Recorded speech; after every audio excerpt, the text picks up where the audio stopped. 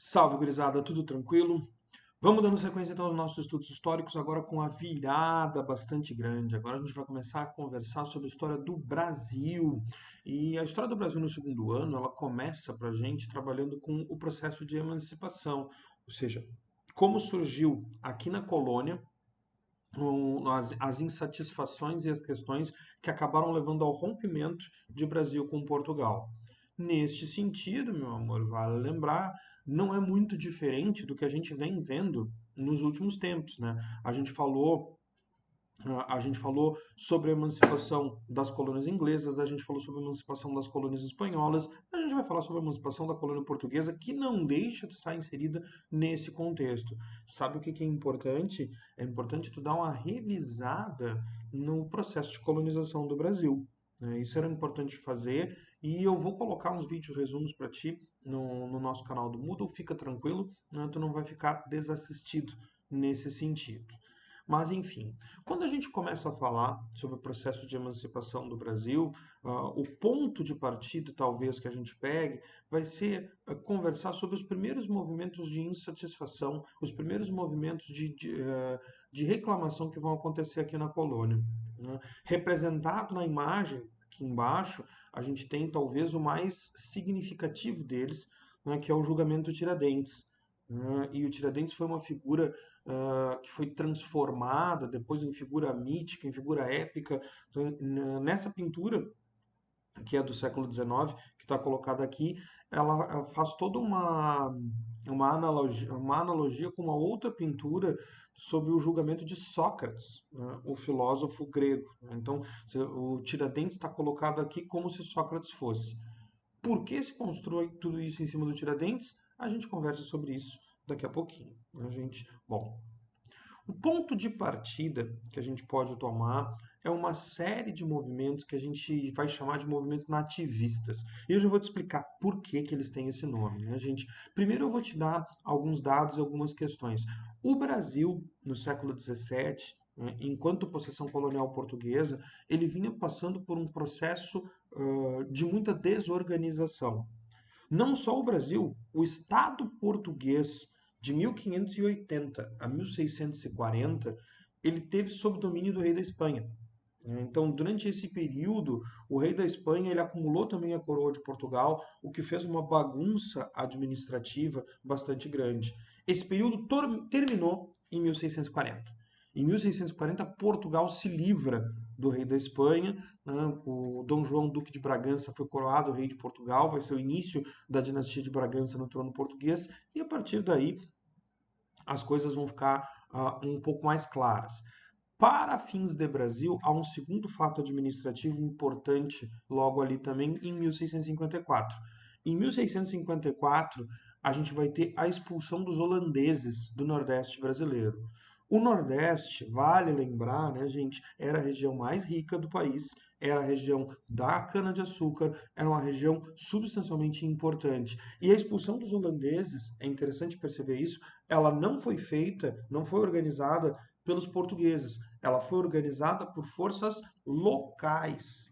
Ela foi organizada por brasileiros. Né? E nesse sentido, a gente muitas vezes coloca o movimento de expulsão dos holandeses como um momento de surgimento de muitas questões.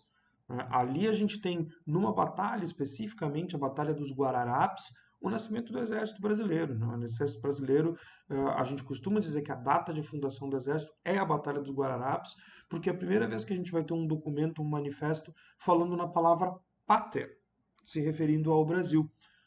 Mesmo que lá no século XVII, pátria não significasse exatamente a mesma coisa que significa hoje, mas a ideia está presente ali. Bom, gente, então, voltando. Em 1640, a gente tem o fim do domínio espanhol, em 1654, a expulsão dos holandeses. A partir daí, a gente tem uma série de incertezas aqui nas colônias portuguesas. Como é que as coisas vão ser daqui para frente? Muitos colonos estão insatisfeitos com o que pode vir daqui para frente, com o que vai significar a restauração em Portugal. Com isso também, a gente vai ter o surgimento pela primeira vez de uma ideia de nós e eles. na relação entre brasileiros e portugueses. Isso é importante, né, meus amores? Até o século XVII, quando você falava em brasileiro, você estava falando em índio, né? O português nascido no Brasil, ele se via exatamente dessa forma. Você vinha conversar com ele, perguntava, ele dizia, não, eu sou português. Você nasceu em Lisboa? Não, eu nasci em Recife. Tá, seu pai nasceu em Portugal? Não, meu pai nasceu em São Paulo. E o pai dele no Rio de Janeiro. Então, a família está no Brasil há 200 anos, mas não se vê como brasileiro. Brasileiro era só o índio. É só a partir de agora que começa a ter esse sentimento local. E isso vai ser um elemento importante aí na nossa história. A outra questão importante, gente, é que todos esses movimentos, eles não têm articulação entre si. A gente vai falar de todos eles agora, eu vou explicar rapidinho cada um, porque a gente não precisa entrar em muitos detalhes, mas não tem entre eles uma articulação. Eles não têm, falando em uma linguagem bem clara, eles não têm nada a ver um com o outro, eles não conversam. E nenhum deles fala em Brasil, todos eles falam em situações locais. Os movimentos que a gente costuma chamar de movimentos nativistas, o primeiro deles é a aclamação de Amador Bueno, que aconteceu em São Paulo em 1641. Quando vem a restauração, um grupo de paulistas muito temerário que o seu negócio poderia ser afetado. E qual era o seu negócio? Escravização de índios. Né, gente? Esse pessoal, os bandeirantes de São Paulo tinham um negócio muito forte de escravização de índios e eles tinham muito receio que a restauração acabasse com esse negócio.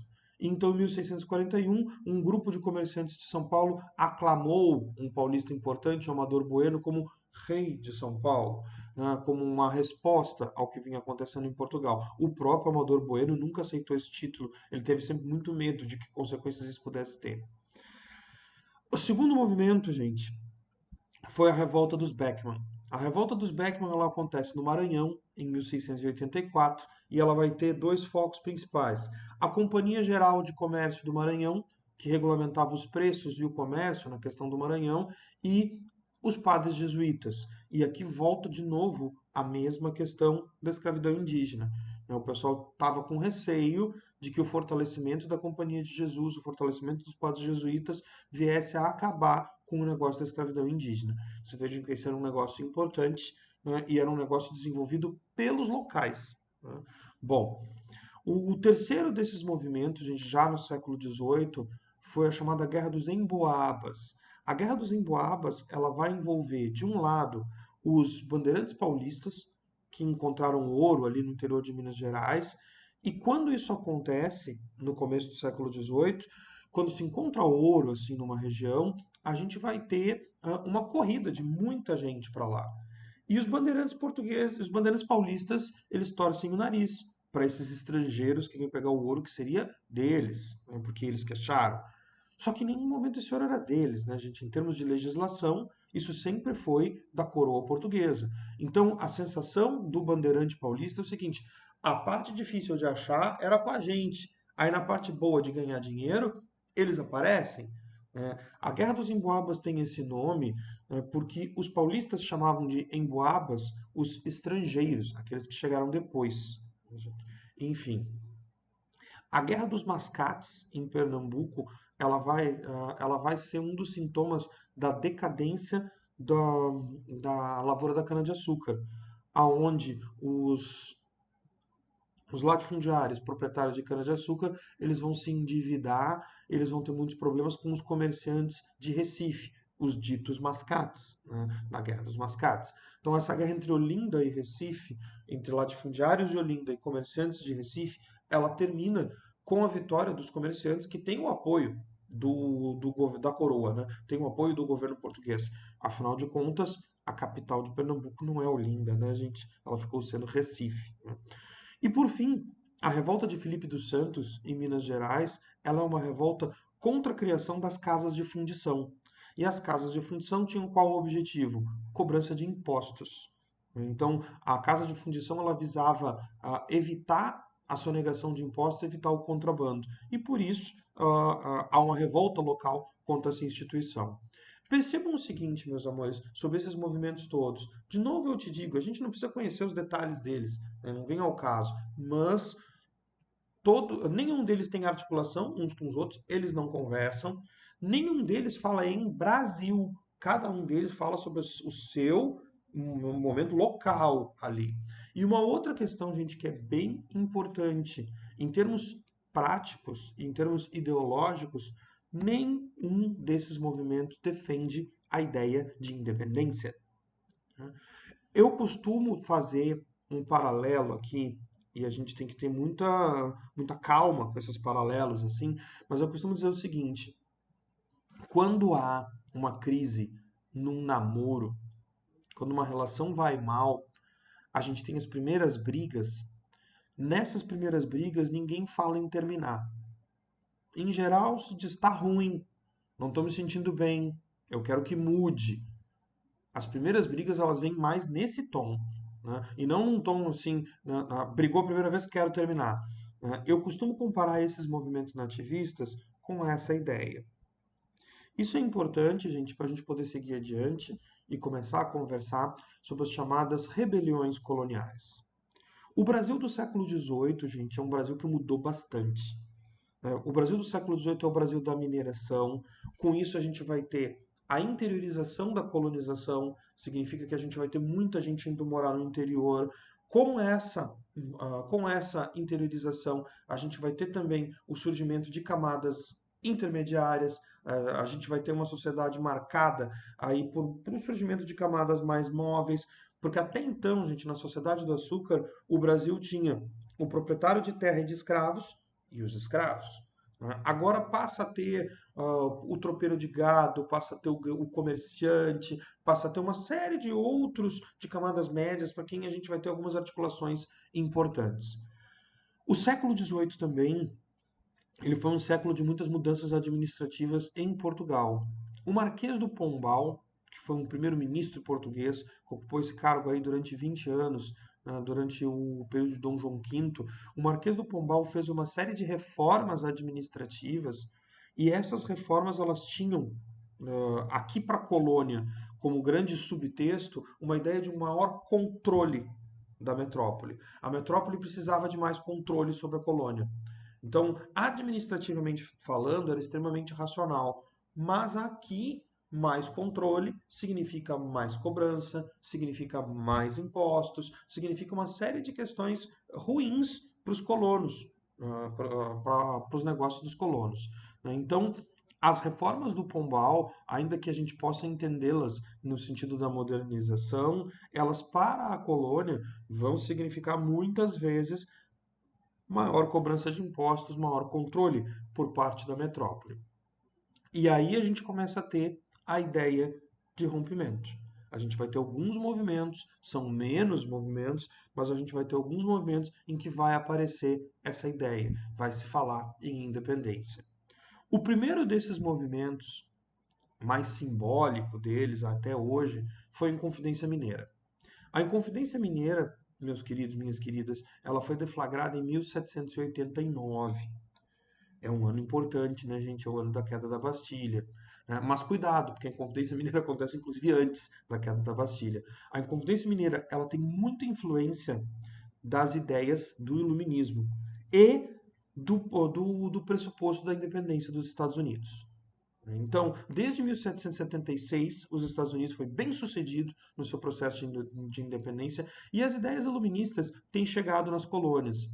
E aí, quando o iluminismo chega aqui, gente, o iluminismo vai falar em liberdade e igualdade para quem está na colônia, submetido ao monopólio colonial, submetido ao exclusivo colonial, aquilo faz muito sentido. Essas ideias vão prosperar em Minas Gerais num círculo de intelectuais. Cláudio Manuel da Costa, Tomás Antônio Gonzaga, enfim, são poetas, são escritores, funcionários públicos, é gente que tem alguma formação, até porque eles estão lendo esses iluministas que são uma novidade muito grande.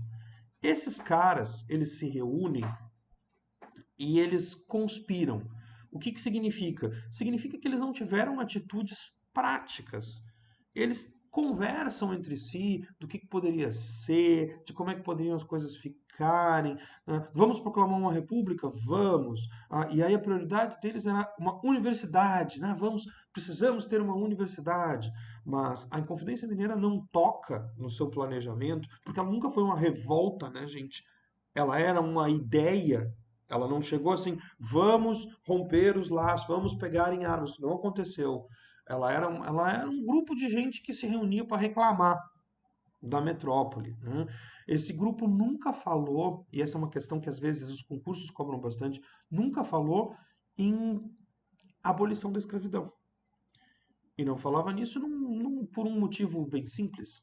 Eles eram quase todos senhores de escravos, né? E eles eram parentes de senhores de escravos, né? Enfim, o que acabou acontecendo? Silvério dos Reis, que era um dos inconfidentes, ele acabou entregando todos os outros. Ele delatou todos os outros. Em troca do quê? Do perdão com as dívidas de impostos que ele tinha com a metrópole. Então ele estava devendo impostos, ele acertou a vida dele e entregou os colegas. Houve um julgamento, né, que acabou ficando conhecido como a devassa, né, e esse julgamento tratou as coisas de forma muito exemplar. A primeira ideia era condenar todos os envolvidos. Só que eles acabaram se livrando, acabaram arrumando as penas, e aí sobra o Tiradentes. O Tiradentes, talvez não, ele era o pobre entre os ricos envolvido ali. O Tiradentes, ele era alferes, ele era uma patente baixa aí do exército, e ele foi o único que pagou o pato de fato, né? O Tiradentes foi enforcado por causa do envolvimento dele na Inconfidência e foi esquartejado. Ele teve o corpo dividido em pedaços, né, como o quadro do Pedro Américo aqui embaixo mostra, né, gente? E acabou para que se tornasse um símbolo de que isso não acontecesse mais. A figura do Tiradentes, né, gente, ela acabou sendo recuperada depois lá no momento da proclamação da República e ele acabou se tornando uma espécie de herói simbólico da República Brasileira. Né? Ele foi diversas vezes em retratos, retratado numa posição cristianizada, né, gente? Ele foi colocado como Cristo crucificado. O próprio quadro do Pedro Américo aqui embaixo, olha que tu tem ali um monte de questões da crucificação em subtexto ali. Ele não foi crucificado, né? Ele foi enforcado. Né? E ele acaba se tornando um símbolo para a República Brasileira 100 anos depois, né? Quando essa República vem. Porque a Inconfidência Mineira não passou disso, não passou de uma ideia. Um movimento que teve uma seriedade maior, a gente pode dizer, foi um movimento da Conjuração Baiana, que acontece aí 9 anos depois, em 1798. Aqui a gente tem influências do Iluminismo, da independência dos Estados Unidos e da independência do Haiti e da Revolução Francesa. Aqui essas ideias mais radicais elas vão aparecer. A Conjuração Baiana, gente, ela vai ter um envolvimento de camadas populares. Né? A cidade de Salvador, a província da Bahia, elas tinham uma presença muito grande de escravos, de negros libertos, e a gente vai ter gente defendendo proclamação da República e sim abolição da escravidão. A Conjuração Baiana chegou a distribuir panfletos e pichar muros para tentar mobilizar a população a participar do movimento. Nesses muros de Salvador, as pichações deixavam muito claro. As pichações diziam: pretos e pardos, dois pontos, sereis libertos. Então aqui não há discussão, né, gente? Aqui não há discussão quanto à questão de abolição da escravidão, né, gente? A repressão aqui ela foi muito mais rígida. A gente vai ter 5 enforcados e esquartejados, e a gente vai ter 15 degredados, que são aqueles que são expulsos, vão ser mandados para a África, né, gente? A bandeira aqui embaixo era a bandeira do movimento, e vocês percebam que o que sobrou dessa bandeira na bandeira da Bahia? As cores, né, gente? O azul, o vermelho e o branco são ainda hoje as cores da bandeira da Bahia. Sobre as duas grandes rebeliões coloniais, gente, a Conjuração Baiana e a Inconfidência Mineira, o que a gente pode falar em termos conjuntos? A gente pode falar que, primeiro, nenhuma delas fala em Brasil ainda. A Conjuração Baiana fala em independência da Bahia e a Inconfidência Mineira falava em independência de Minas Gerais. Nenhum deles enxergava o Brasil como conjunto. Isso vai ter que vir de outra forma. Mas já falam sim em rompimento. Falam em independência. Que seja uma república baiense, que seja uma república das Minas Gerais e São Paulo, mas falam sim em romper. Essa eclosão de movimentos falando em romper, ela vai acabar sendo interrompida aqui no Brasil por situações históricas, né, por questões de peculiaridades históricas. O que, que aconteceu? Bom, eu mostro para vocês na próxima aula. Tá bom, gente? Muito obrigado e até a próxima.